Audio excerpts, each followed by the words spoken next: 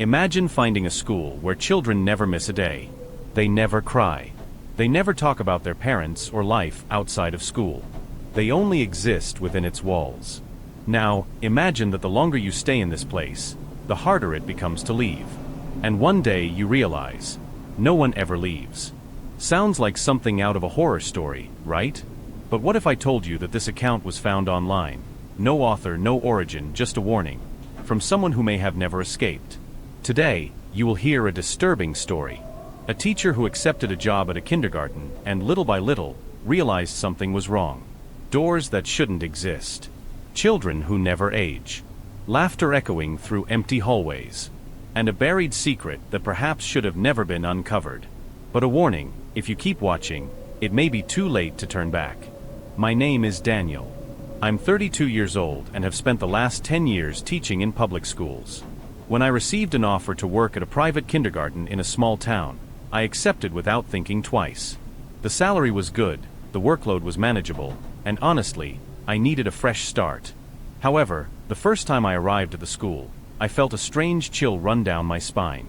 The building was old, with hallways that were far too long for a structure of that size. The windows were high, allowing very little natural light to enter. But what unsettled me the most was the silence. Even with children playing in the courtyard, the sound seemed muffled, as if the building itself absorbed all noise. The children were different. I couldn't quite put my finger on why, but I noticed something odd on the very first day. It was always the same kids, every morning, without exception. No late arrivals, no absences, no new students. Their expressions were far too calm for children their age. They never talked about their parents, what they did at home, or weekend outings. Their gazes were intense, sometimes too fixed. But the most unsettling thing was their drawings. They always depicted the school itself, as if nothing else existed beyond its walls. As the days passed, my unease grew. I asked one of the assistants about the children's perfect attendance, but she only smiled and changed the subject. The hallways seemed to stretch farther than I remembered, and doors that were once open started appearing locked. One night, while grading papers in the teacher's lounge, I noticed something disturbing. Every window reflected the interior of the building, but none of them reflected my image. I tried to convince myself it was exhaustion, a trick of the light, but deep down, something told me that something was terribly wrong. I just had no idea how wrong. It was on a Friday, after all the children had already left, that I found the door. Or rather, that it found me. I was walking down the main hallway ready to leave, when I noticed something strange at the far end, a door I had never seen before, slightly ajar. I walked that corridor every day, and I was certain that door had never been there. The strangest part was that, while the rest of the school was silent, from inside came an almost imperceptible sound, like someone whispering very softly.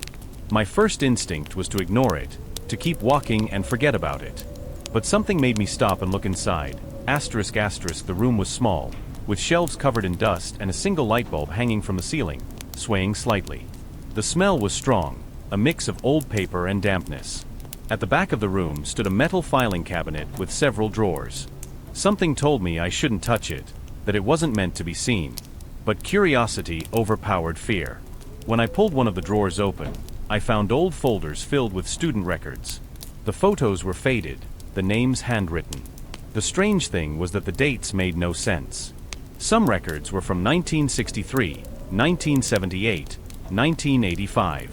But what truly sent a chill down my spine was realizing that, in some of these old photos, there were children identical to the ones I saw in my class every day. My heart started pounding. This wasn't possible. They were just children who looked similar, right? But then, one file in particular caught my attention. The photo was faded, but I recognized it instantly. The name on the document read Eloisa Mendez, Class B 1994. The same Eloisa who now sat in my classroom, in the right-hand corner, always silent. My vision blurred for a second, as if my brain refused to process that information. But before I could even begin to think, I heard footsteps in the hallway. I hurriedly closed the drawer, and when I turned around, the door was shut, and I was no longer alone in the room. My body froze. The air grew dense, heavy. I knew someone was in the room with me. I turned slowly, my eyes struggling to adjust to the dim light. And then I saw Eloisa. She was standing beside the metal filing cabinet, staring at me in a way no child ever should. Her eyes were deep, too dark to reflect any light. She wasn't supposed to be here. No child was supposed to be here, asterisk asterisk. You're going to be trapped here too, her voice was a whisper, but every syllable hit me like a cold blade. My heart pounded in my chest. I wanted to ask what she meant, but my throat was dry. Eloisa didn't move. She just kept staring. Her thin fingers held a piece of old, folded paper. With trembling hands, I took the note. The paper was damp. My eyes scanned the shaky, almost illegible handwriting. Asterisk, if you're reading this, it's already too late. Do not talk to them. Do not look at the mirrors after 3 in the afternoon. The door to leave only appears when they want it to. Asterisk, I gripped the paper tightly. The handwriting didn't look like a child's. It looked like an adult's, like a teacher's. My legs finally obeyed, and I ran out of the room, ignoring the cold shivers crawling up my spine. I sprinted through the dark hallways, feeling something following me. When I finally reached the exit door, I twisted the handle with all my strength. It didn't budge. It was locked. I started pounding on it, screaming. But then I heard something behind me. Soft giggles. Quiet. As if many children were finding this very, very funny. The door creaked as it opened, a low dragging sound that made me hold my breath. On the other side was a small room, dimly lit by a flickering bulb. It wasn't a classroom. The walls were lined with shelves filled with old boxes and dusty folders. In the center of the room stood a table, and on it, an open hardcover notebook, its pages yellowed with time. The name on the first page made my stomach twist, asterisk asterisk Anna Beatriz Rocha, teacher, a diary. From a teacher who had been here before me. My fingers slid over the pages, feeling the rough paper. The first entries seemed normal, notes about the routine, the students, small observations about the children's behavior. But as I flipped further, the handwriting changed. The letters became shakier, the tone more anxious. Asterisk, something is wrong with this school. Asterisk asterisk, the children never leave. Asterisk asterisk, the hallways don't end. Asterisk, I turned another page and saw the final entry. The words were written in a hurry, some letters smudged as if she had written them while trembling. I am still here. A chill ran down my spine. Did that mean she never left? I stepped away from the table, every muscle in my body tense. That's when I noticed an old photo tucked into the back cover of the diary. A class picture. The paper was faded, its colors worn by time. But in the middle of the children, standing at the edge of the image, was a little girl with long hair and hollow eyes. Eloisa was there. In that class. Decades ago. The room's light flickered, and I felt a cold breeze brush against my neck. I was no longer alone in that room. I stepped out of the room and shut the door behind me, feeling the air heavier than ever. This school was wrong.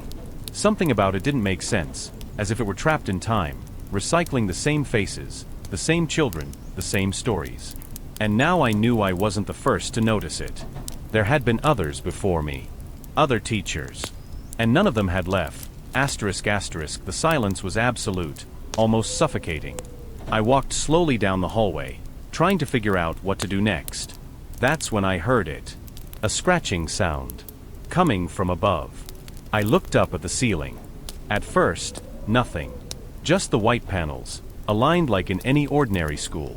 But then, a second sound. Louder. As if something big was dragging itself directly above me. My chest tightened. Someone was up there. Or something. I needed to get out. Now. But as I took my first step, a third sound came. This time, it was a loud thud. A dry, heavy impact against the ceiling, causing tiny particles of dust to fall. Then another. And another. As if something was coming down. My eyes darted around the hallway, searching for any way out. But before I could move, I saw them. The marks on the ceiling. Small, childlike handprints, scattered irregularly, as if the children had been walking upside down up there. And then, without warning, one of the ceiling panels shifted, and something began to crawl out. My body froze. I didn't want to see what was coming out of that hole in the ceiling, but my eyes refused to look away. The panel was slowly pushed aside, and something emerged, descending in a jerky, unnatural way. First came the fingers, small, thin, far too pale. A child's hands. But they weren't normal. The fingers were too long, the nails dark and cracked. My stomach churned as a face leaned out of the opening. It had no expression. The eyes were deep, black, empty. And it smiled at me, asterisk asterisk. I ran. I ran like never before in my life. I turned down hallways, past classrooms I didn't recognize, stumbled over abandoned toys on the floor. I knew it was behind me. I could hear the small feet tapping against the linoleum. But then, in the middle of my panic, I saw something. A door. One I had never seen before. Different from the others. It was solid wood, with a metal plaque, unmarked. I didn't think twice. I ran in and slammed the door shut behind me. Darkness. Almost total. I groped along the wall, searching for a light switch. My hand touched something cold. A doorknob? No. A piece of furniture. A cabinet. My fingers traced its edges until, by accident, I moved it. And behind it, hidden, was a second room. The smell of dust and mildew hit me hard. A dim, flickering light from a broken lamp trembled in the corner. The room was small. Cramped.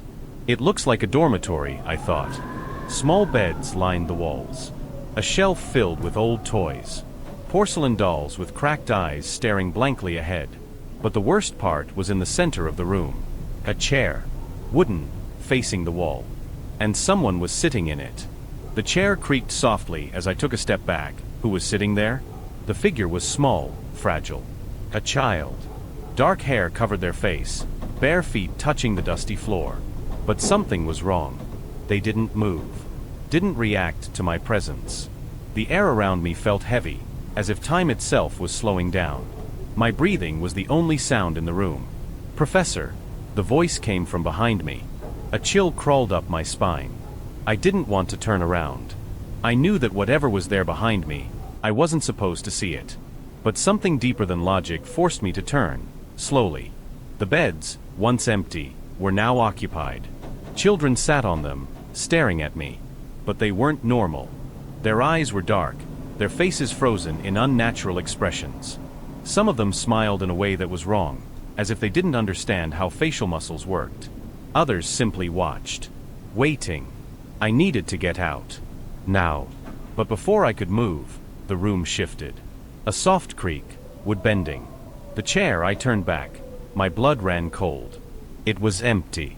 And before I could react, someone grabbed my hand. Everything went black. On Monday, the school opened as usual. The children were there, seated, waiting. The clock on the wall showed the exact time. A new teacher walked into the classroom. And at the back of the class, sitting among the children, was a new student. He wore the same clothes as before. He had the same eyes. But something about him was wrong. Eloisa looked at him, smiled, and